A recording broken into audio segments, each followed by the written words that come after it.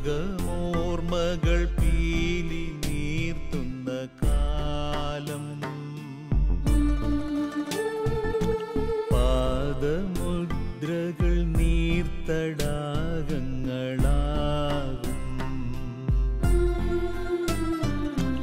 ഇവിടെ ഓരോ മൺതരിയിലും ജീവൻ തുടിക്കുകയാണിന്ന്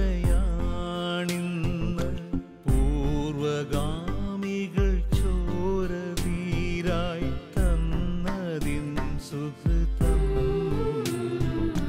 സുഭഗമോർമകൾ പീലി നീർത്തുന്ന കാലം പാദമുദ്രകൾ നീർത്തടാകങ്ങളാകും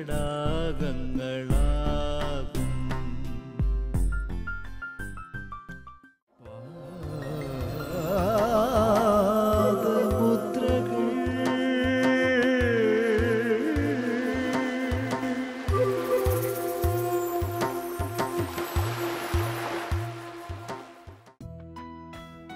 പാലാരൂപതയുടെ ചരിത്രത്താളുകളിൽ എഴുതി ചേർക്കപ്പെട്ട നാമം ഫാദർ കുര്യൻ മാതോത്ത്. ലളിത ജീവിത പന്ഥാവിലൂടെ അൽമായഗണങ്ങളുടെ മനസ്സിൽ ചിരപ്രതിഷ്ഠ നേടിയ ആത്മീയാചാര്യൻ, ദൈവദാസ പദവിയിലേക്കുയർന്ന ഫാദർ കുഞ്ഞച്ചൻ്റെ വൈസ് പോസ്റ്റ്ലേറ്റർ, കേരള ക്രിസ്തീയ നവോത്ഥാനത്തിൻ്റെ ചുക്കാൻ പിടിച്ച കർമ്മധീരനായ നായകൻ. ഈ വൈദികന്റെ കർമ്മകാണ്ഡത്തിലെ പാദമുദ്രകൾ ചരിത്രത്തിൻ്റെ ഏടുകളിൽ സുവർണ ലിപികളാൽ അലങ്കൃതമാണ്.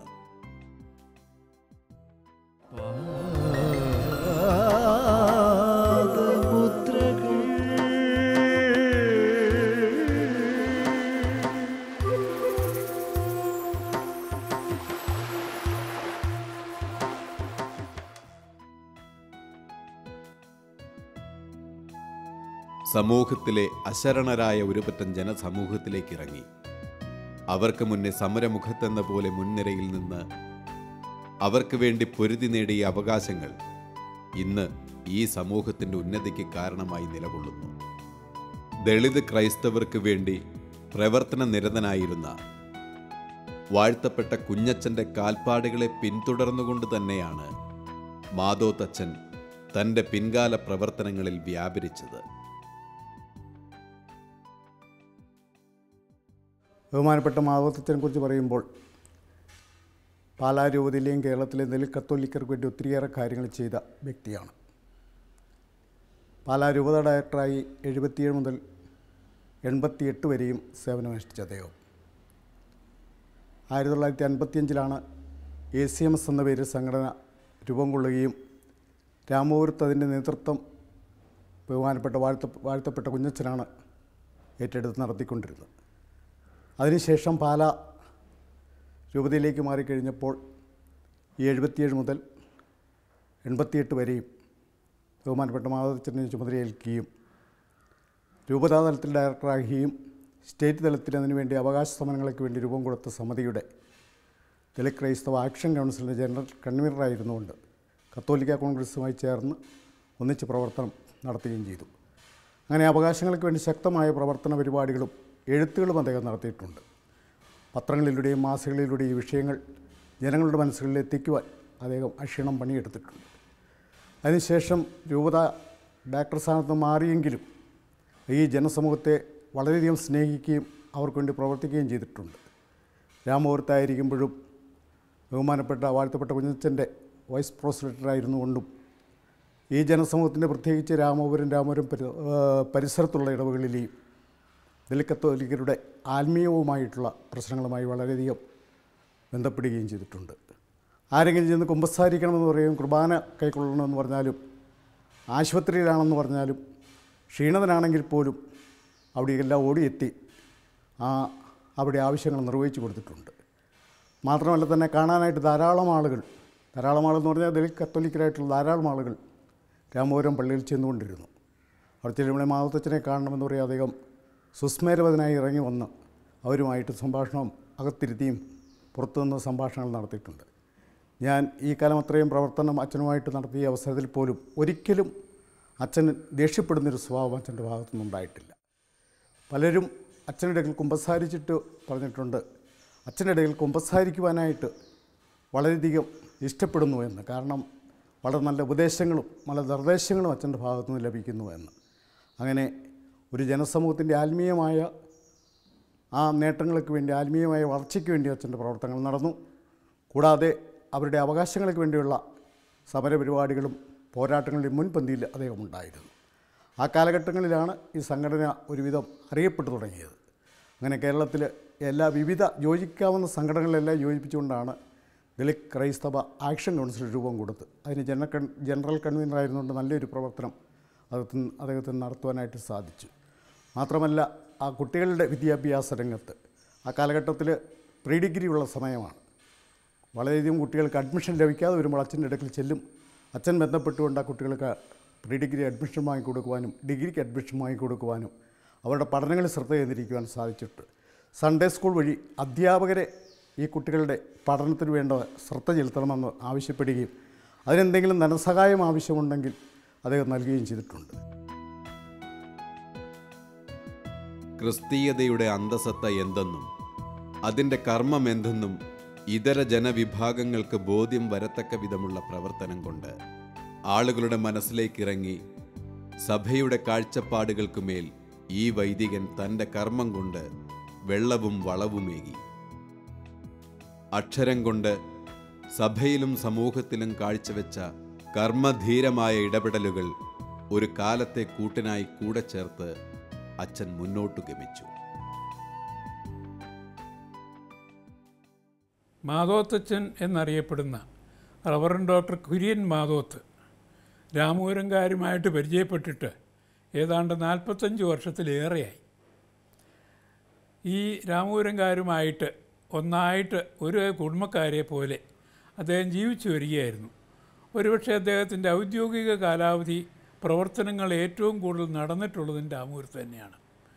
അത് രാമപുരംകാരെല്ലാവരും ഏകസ്വരത്തിൽ അദ്ദേഹത്തെ ഞങ്ങളുടെ സ്വന്തം പിതാവായിട്ട്, കുഞ്ഞച്ചൻ കഴിഞ്ഞാൽ അടുത്തതായിട്ട് അവർ ബഹുമാനിക്കുന്ന ഒരാൾ മാധോത്തച്ഛനാണ്. അദ്ദേഹം ഇവിടെ വന്നിട്ട് 45 വർഷം കഴിഞ്ഞു. ഈ എല്ലാ ദിവസവും കാലാവസ്ഥ പ്രതികൂലം അല്ലെങ്കിൽ എല്ലാ ദിവസവും വൈകുന്നേരം ഒരു ഈവനിങ് വാക്കുണ്ട്. ആ പോകുന്നത് ഏതെങ്കിലും രോഗിയുടെ അല്ലെ ഒന്നിലധികം രോഗികളുടെ വീടുകളിലേക്കാണ്. അവിടെ ചെന്നു, അവരെ ആശ്വസിപ്പിച്ചു, സംസാരിച്ചു, അവരുടെ കിടക്കയിൽ സൈഡിൽ തന്നെ കട്ടിലിൻ്റെ ഇഴുകയിലിരുന്നു, അവരുമായിട്ട് ആശയവിനിമയം ചെയ്തു. എല്ലാവർക്കും വളരെ സന്തോഷമുള്ള കാര്യമാണ്. ആ വീട്ടുകാർക്ക് തന്നെ അതൊരു വലിയൊരു ആശ്വാസമായിരുന്നു. ക്രിസ്തീയ പ്രവർത്തനമെന്ന് പറയുന്നത് ആളുകൾക്ക് യഥാർത്ഥത്തിൽ മനസ്സിലായിരുന്നത് ഇങ്ങനെയുള്ള പ്രവർത്തനങ്ങൾ മൂലമാണ്.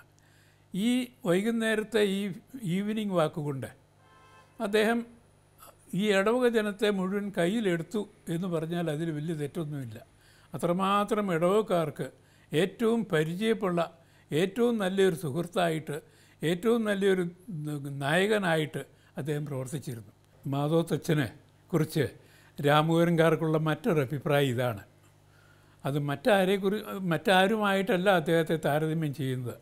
ആർട്സിലെ വികാരിയച്ഛൻ, അതായത് ഒന്ന് കുമ്പസാരിക്കണമെങ്കിൽ ഒരു പ്രയാസമില്ല, അങ്ങ് ചെന്നേച്ചാൽ മതി. അച്ഛൻ എല്ലാ ദിവസവും അവർക്ക് വേണ്ടിയിട്ട് അവിടെ ഒന്നിരിപ്പുണ്ടാകും. വളരെ ആത്മാർത്ഥമായിട്ട് അവർക്ക് സംസാരിക്കാൻ സാധിക്കും. വളരെ തുറന്ന രീതിയിൽ അവർക്ക് കാര്യങ്ങൾ പറയാനും നല്ല ഒരു ആത്മീയ ചൈതന്യത്തോടുകൂടി തിരിച്ചു പോകാനും സാധിക്കത്തക്ക വിധത്തിൽ ആ കുമ്പസാരക്കൂട് അദ്ദേഹം പ്രയോജനപ്പെടുത്തിയിരുന്നു. അത് തീർച്ചയായിട്ടും ഇടവക ജനങ്ങൾ ഇന്നും എല്ലാവരും നന്ദിയോടുകൂടി ഓർക്കുന്ന ഒരു കാര്യമാണ്. അതുപോലെ ഇദ്ദേഹത്തിൻ്റെ ഈ പ്രവർത്തനങ്ങൾ, കുർബാന മിതഭാഷിയാണെന്ന് ഞാൻ നേരത്തെ പറഞ്ഞു. വളരെ മിതഭാഷിയാണ്. പക്ഷേ ആ സംസാരത്തിനുള്ളിൽ വളരെ കൂടുതൽ ആളുകളെ ഉൾക്കൊള്ളാനുള്ള അദ്ദേഹത്തിൻ്റെ കഴിവ്, ആളുകളെ ഒന്നിച്ചു ചേർക്കാനായിട്ട്, ശത്രുക്കളില്ലാത്തൊരു വൈദികൻ എന്ന് വേണം നമുക്ക് അദ്ദേഹത്തെക്കുറിച്ച് പറയാം. ഇങ്ങനെ ദീർഘകാലം അദ്ദേഹത്തിൻ്റെ സേവനത്തിന് ശേഷം അദ്ദേഹം കുഞ്ഞച്ചൻ്റെ വൈസ് പോസ്റ്റ്ലേറ്റർ എന്നുള്ള നിലയിൽ ആത്മാർത്ഥമായിട്ട് പ്രവർത്തിച്ചിരുന്നു. ധാരാളം എഴുതിയിരുന്നു, ധാരാളം പുസ്തകങ്ങൾ എഴുതിയിട്ടുണ്ട്. അതിന് പുറമെ അദ്ദേഹം തയ്യാറാക്കിയിട്ടുള്ളത് 16 ഭാഷകളിൽ അദ്ദേഹം ഈ ബ്രോഷറുകൾ തയ്യാറാക്കിയിട്ടുണ്ട്. അത് 8 ഇന്ത്യൻ ഭാഷകളിലും 6 യൂറോപ്യൻ ഭാഷകളിലും ഇത് അച്ചടിപ്പിച്ച് ഈ വരുന്ന ആളുകൾക്ക് പിൽഗ്രിംസിന് കൊടുക്കുന്നു. അതുപോലെ തന്നെ ഈ ഭാഷ ഉള്ള സ്ഥലങ്ങളിലേക്ക് അവിടെ നിന്ന് പിൽഗ്രിംസ് വരുന്നവർക്ക് ഇത് കൊടുക്കാൻ അദ്ദേഹം അത് ഉപയോഗിച്ചുകൊണ്ടിരുന്നു. അത് വളരെ വ്യാപകമായിട്ട് പ്രചരിപ്പിക്കുന്നതിന്, അതുപോലെ അദ്ദേഹം തിരിച്ചു പോകാറായപ്പോഴത്തേക്കും അദ്ദേഹം അടിച്ച മിക്കവാറും ഈ ബ്രോഷറുകളൊക്കെ മിക്കവാറും തീർന്നിരുന്നു എന്ന് ഞാൻ മനസ്സിലാക്കുന്നത്. ഇങ്ങനെ കുഞ്ഞച്ചൻ്റെ വൈസ് പോസ്റ്റ്മാസ്റ്റർ എന്നുള്ള നിലയ്ക്ക് അദ്ദേഹത്തിൻ്റെ പ്രവർത്തനം വളരെ വിലപ്പെട്ടതായിരുന്നു. അദ്ദേഹം ആദ്യകാലം മുതലേ ഇവിടെ പ്രവർത്തിച്ചു. കുഞ്ഞച്ചനെ ബ്ലെസ്സഡ് അല്ലെങ്കിൽ വാഴ്ത്തപ്പെട്ടവനായിട്ട് പ്രഖ്യാപിച്ചത് രാമപുരത്ത് വെച്ചാണ്. കർദിനാളന്മാരും ധാരാളം വൈദിക മേലധ്യക്ഷന്മാരും എല്ലാം ഉണ്ടായിരുന്ന സാന്നിധ്യത്തിൽ, 10,000-കണക്കിന് ആളുകളുടെ സാന്നിധ്യത്തിൽ ആ സംഭവം രാമപുരത്ത് വെച്ച് നടന്നപ്പോൾ യഥാർത്ഥത്തിൽ ഈ പ്രദേശത്തുള്ള ആളുകൾക്ക് വളരെയധികം ചൈതന്യം കൊടുക്കുന്നതിന് അത് കാരണമായിട്ടുണ്ട്. വൈദികരെ സാധാരണ കാണാൻ ചെന്നാൽ പലപ്പോഴും അവരവിടെ കണ്ടെന്ന് വരികയില്ല. പക്ഷേ മാധവത്തച്ഛൻ്റെ റൂമിൽ ചെന്നാൽ അച്ഛൻ അവിടെ തന്നെ ഉണ്ടാകും. അച്ഛൻ്റെ പ്രവർത്തന രംഗമെന്ന് പറയുന്നത് അതാണ്. അവിടെ തന്നെയാണ്, മറ്റ് കാര്യങ്ങൾക്കൊന്നും അങ്ങനെ പോവുകയില്ല. മിക്കവാറും ഇതിൻ്റെ പ്രവർത്തനങ്ങളെന്ന് പറയുന്നത് ഫുൾ ടൈം വർക്കിന് മാത്രമുള്ള കാര്യങ്ങളുണ്ടായിരുന്നു. അത് അദ്ദേഹം ചെയ്തിരുന്നു. ലേഖനങ്ങൾ, പത്രങ്ങളിലുള്ള ലേഖനങ്ങൾ, പുസ്തകങ്ങൾ, ഇതൊക്കെ എന്തുമാത്രമാണ് എഴുതിയിട്ടുള്ളത്. ഏതായാലും വളരെ വ്യാപകമായിട്ട് ഈ പുസ്തകങ്ങളിൽ കൂടെയും ലേഖനങ്ങളിൽ കൂടെയും അദ്ദേഹം ഈ കുഞ്ഞച്ചനെക്കുറിച്ചുള്ള വിവരങ്ങൾ ആളുകൾക്ക് ബോധ്യപ്പെടുത്തി കൊടുത്തുകൊണ്ടിരുന്നു. ഇത് തീർച്ചയായിട്ടും ഇടവക ജനങ്ങൾക്ക് വളരെയധികം പ്രയോജനം ചെയ്ത ഒരു സംഗതിയായിരുന്നു എന്നുള്ളതിന് സംശയമൊന്നുമില്ല. മാധവത്തച്ഛൻ ഇപ്പോഴേ രാമപുരത്തു നിന്ന് മാറി പാലായിലെ പ്രീസ് ഹോമിൽ ജീവിക്കുകയാണെങ്കിലും ഇപ്പോഴും അദ്ദേഹം കർമ്മനിരതനാണ്. രാമപുരത്തുള്ള കാര്യങ്ങൾ അന്വേഷിക്കാനായിട്ടോട് വരികയും പ്രവർത്തനങ്ങളിലൊക്കെ ഏർപ്പെടുകയും ആളുകളുമായിട്ട് എപ്പോഴും ഇടപെടുകയും ചെയ്തുകൊണ്ടിരിക്കുന്ന ഒരു നല്ല സ്വഭാവത്തിൻ്റെ ഉടമയാണ് അദ്ദേഹം. അദ്ദേഹം ഇതുപോലെ അവിടെ ആയിരുന്നുകൊണ്ട് തന്നെ തൻ്റെ പ്രവർത്തന മണ്ഡലം ഇപ്പോഴും സജീവമാക്കിക്കൊണ്ട് ഇരിക്കുകയാണ്. അദ്ദേഹത്തിന് ദീർഘായുസ്സ് ഞാൻ നേരുന്നു. അതുപോലെ തന്നെ ഇനി പ്രവർത്തിക്കാനുള്ള അദ്ദേഹത്തിൻ്റെ കഴിവും അതിനുള്ള അവസരങ്ങളും തുടർന്നും ധാരാളം ഉണ്ടാകട്ടെ എന്ന് ഞാൻ ആശംസിക്കുന്നു, പ്രാർത്ഥിക്കുന്നു.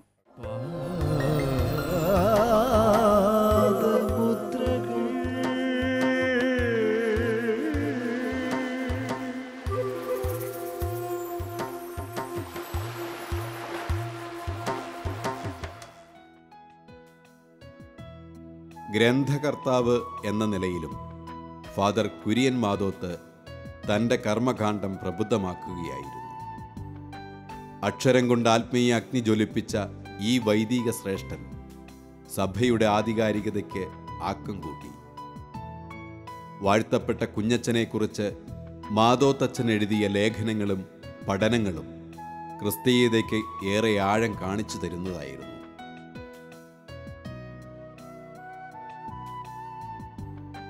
ഫാദർ കുര്യൻ മാധോത്ത് ആദ്യ സേവനത്തിനായി നിയോഗിക്കപ്പെട്ടത് രാമപുരം ഇടവകയിലായിരുന്നു. ഇടവക പള്ളിയിലും രാമപുരം പരിസരത്തും അച്ഛൻ ഏറെ പ്രിയങ്കരനായത് വളരെ പെട്ടെന്നായിരുന്നു.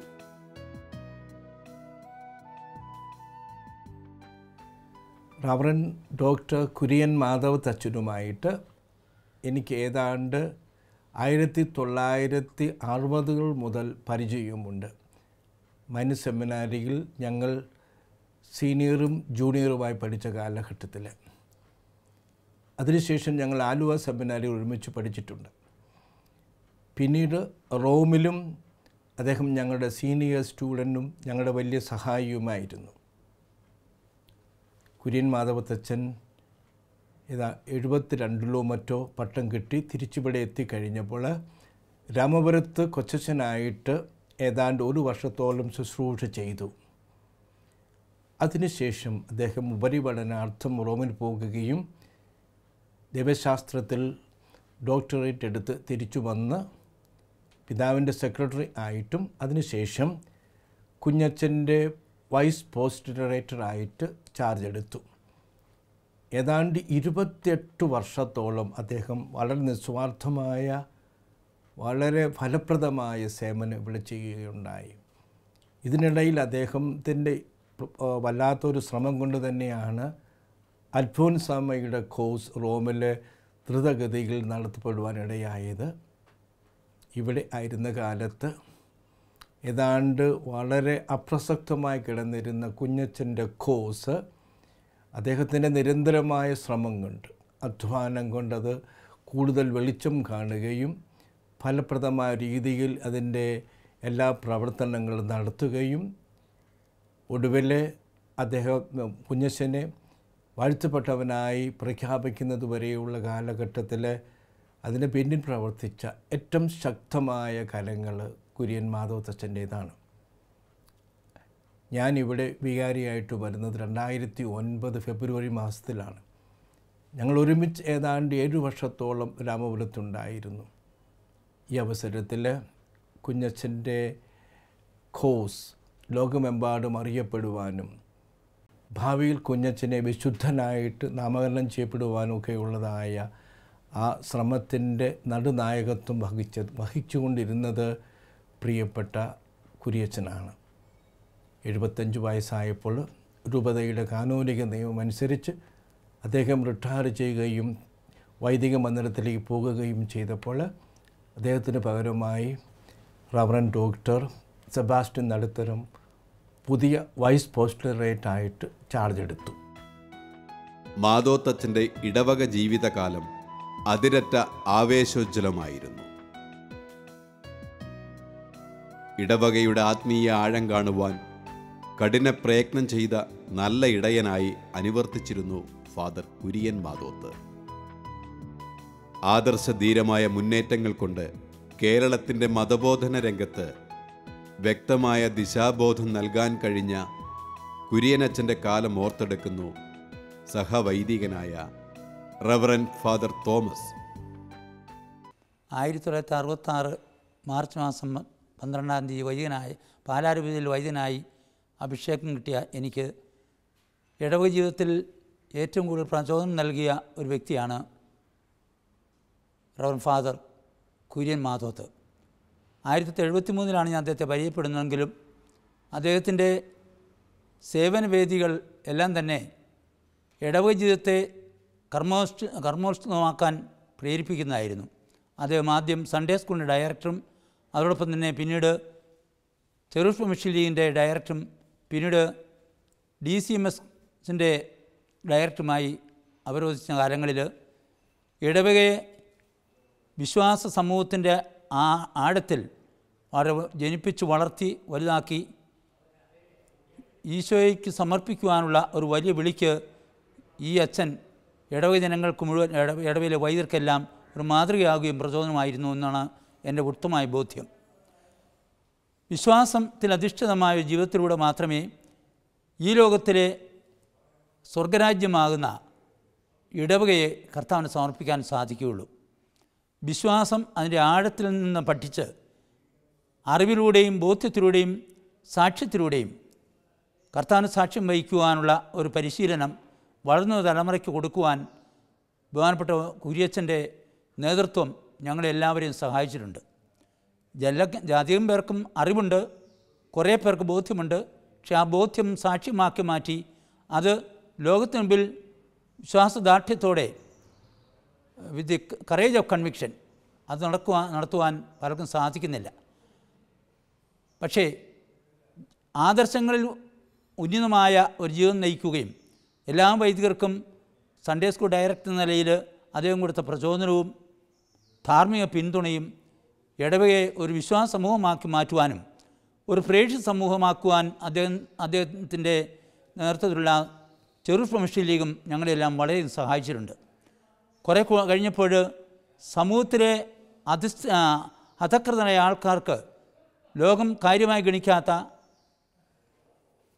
ആൾക്കാരായ ദളിത് ക്രൈസ്തവർക്ക് സമൂഹത്തിൻ്റെ ശരിയായ പാതയിലേക്ക് അവരെ കൊണ്ടുവരുവാനും അവരെ അംഗീകരിക്കുവാനും സ്നേഹിക്കുവാനും അവരോടൊത്ത് അവരെ അവരുടെ ധാർമ്മിക ജീവിതത്തിലും മതജീവിതത്തിലും അവരെ ഉയർത്തുവാനും ഈ അച്ഛൻ്റെ കാലാകാലങ്ങളായ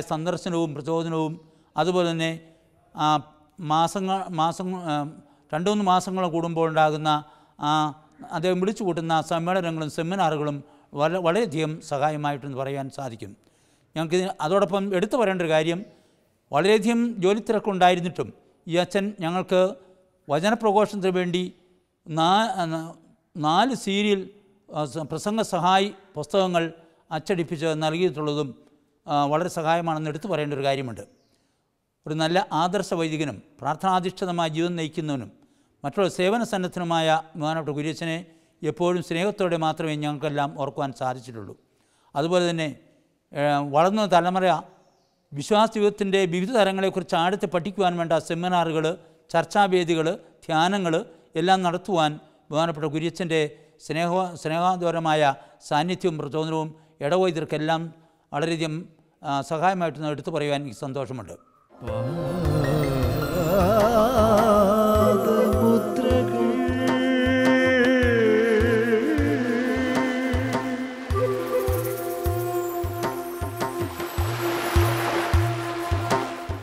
പാലാ രൂപത വക ഗോൾഡൻ ജൂബിലി മ്യൂസിയത്തിലാണ് നാം ഇപ്പോൾ നിൽക്കുന്നത്.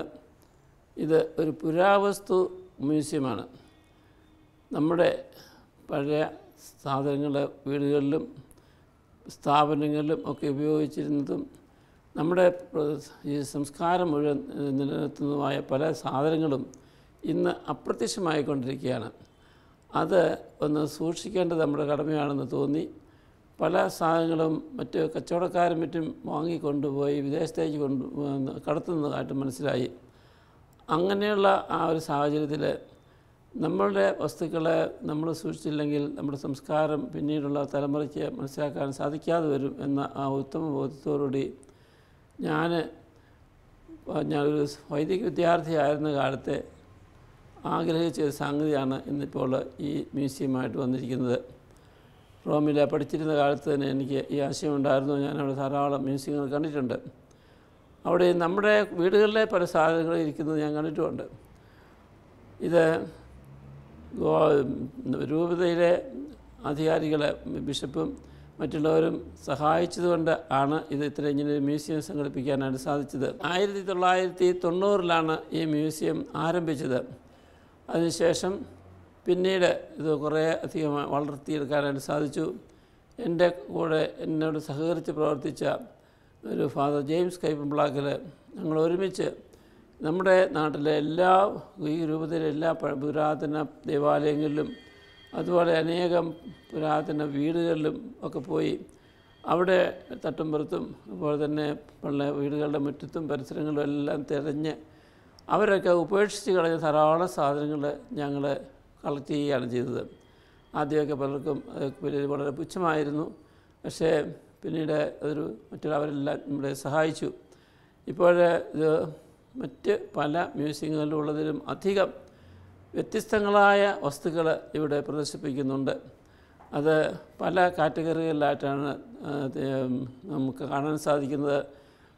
ദേവാലയങ്ങളോടും ആരാധനാക്രമങ്ങളോടും ബന്ധപ്പെട്ട കാര്യങ്ങൾ, അതുപോലെ തന്നെ നമ്മുടെ കുടുംബങ്ങളുമായിട്ട് ബന്ധപ്പെട്ട സാധനങ്ങൾ, കുടുംബങ്ങളിലെ അടുക്കളയിലും മറ്റു എല്ലാ കാര്യങ്ങളും ഉപയോഗിക്കുന്ന സാധനങ്ങൾ, കാർഷിക വിഭവങ്ങൾക്ക് അതിനുവേണ്ടിയുള്ള ആയുധങ്ങൾ, മറ്റു സാധനങ്ങൾ, പിന്നെ പൊതുവായി നാണയങ്ങൾ, പിന്നെ പ്രത്യേകതരം വിളക്കുകൾ, സ്റ്റാമ്പുകൾ, പല ഡോക്യുമെൻറ്റ്സ്, പുരാതന ഗ്രന്ഥങ്ങൾ, ഇങ്ങനെ വിവിധങ്ങളായ സംഗതികൾ ഈ മ്യൂസിയത്തിൽ സൂക്ഷിക്കുന്നുണ്ട്.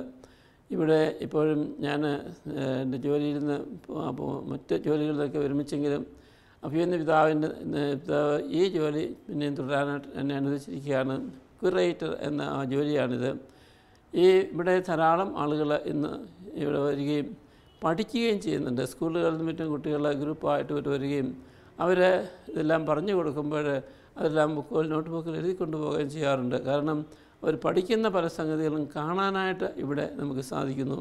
അതുപോലെ തന്നെ മറ്റൊരിടത്തും കാണാൻ സാധിക്കാത്ത അനേക സംഗതികളും ഇവിടെ കാണാനായിട്ട് സാധിക്കുന്നു. അങ്ങനെ ഒരു വിജ്ഞാനപ്രദമായ കാര്യങ്ങൾ ഇവിടെ അവർക്ക് എല്ലാവർക്കും ലഭിക്കുവാനായിട്ട് ഈ മ്യൂസിയം സഹായകമാണ്. ഫാദർ കുര്യൻ മാധോത്ത് ഇന്ന് ഈ തണലിൽ വിശ്രമിക്കുകയാണ്. ജീവിത സായാഹ്നത്തിൽ ഗതകാലത്തിൻ്റെ ഓർമ്മ പൂക്കാലവും മനസ്സിൽ താലോലിച്ച് ഈ കാലത്തിൻ്റെ വശത്തിൽ തല ചായ്ച്ച് അച്ഛൻ ഇന്ന് ആലോചനയിലാണ്. വിശ്രമിക്കാൻ മനസ്സില്ലാതെ ബാക്കിയായ ജീവിതം കൊണ്ട് ഒരു പുതിയ ചരിതം കുറിക്കാൻ തുനിഞ്ഞിറങ്ങുന്നു. എഴുത്തുപുരയ്ക്കു കീഴെ എഴുത്താണി കൊണ്ട് അക്ഷരങ്ങൾ കോർത്തൊരു ജപമാല നിർമ്മിക്കുകയാണ് ഈ വന്ധ്യവയോധികൻ.